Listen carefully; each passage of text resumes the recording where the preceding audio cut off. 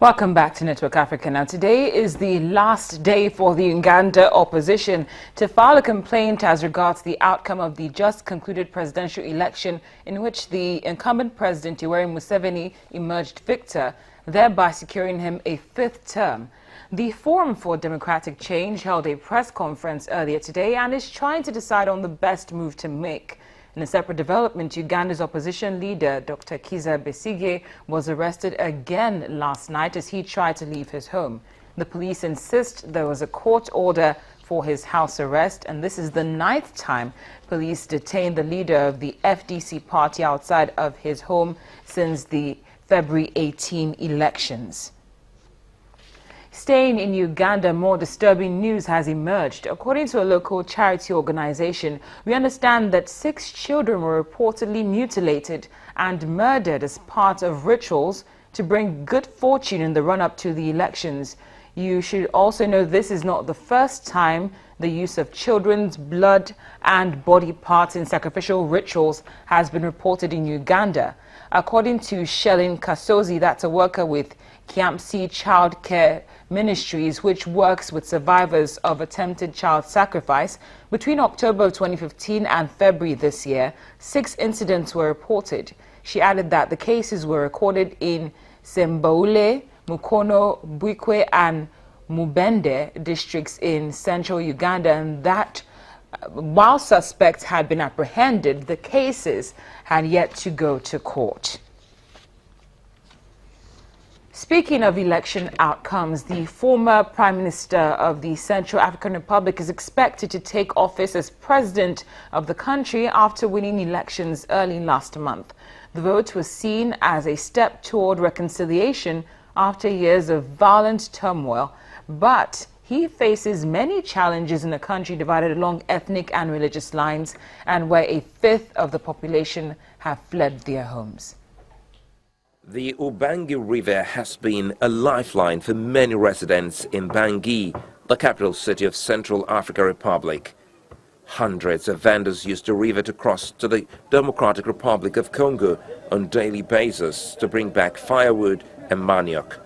Many are hopeful that after last year's December peaceful elections, the country will take steps towards reconciliation and restoring stability. However, vendors say they still struggle to make a living. The scraps of an economy that exists outside the capital have been hijacked by armed groups. Fighters from all of the rival factions man checkpoints and roads, levying illegal taxes. On February 20th, the country's Electoral Commission announced that former Central African Republic Prime Minister Faustin Archange Touadéra won a presidential runoff. The result, which is awaiting confirmation by the Constitutional Court, will see the former Prime Minister tasked with dragging his nation back to her feet. The elections, a period of relative peace amid the crisis, and the concession of defeat by Touadéra's opponent, have been lauded by observers as an indication the beleaguered nation is now ready to turn the page. The international community financed 40% of the current transitional government's 2015 budget, which did little more than cover running costs and the salaries of civil servants.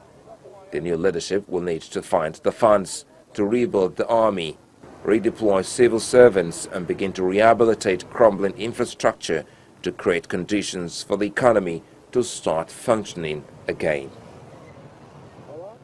Now, the International Criminal Court has been told that the destruction of historic monuments in the city of Timbuktu in Mali by Islamist militants 4 years ago was a crime against humanity. There is currently overwhelming evidence that the suspect Ahmad al-Faki al-Mahidi did, or actually not only masterminded the incident, but also partook in the demolition of a mosque and ancient mud brick mausoleums. The court in The Hague will decide whether he should become the first to be tried for the destruction of cultural heritage as a war crime. UNESCO's Assistant Director General for Culture explains that even though the reach of the ICC is limited, the case is imperative symbolically and would hopefully help the court be more effective in the future.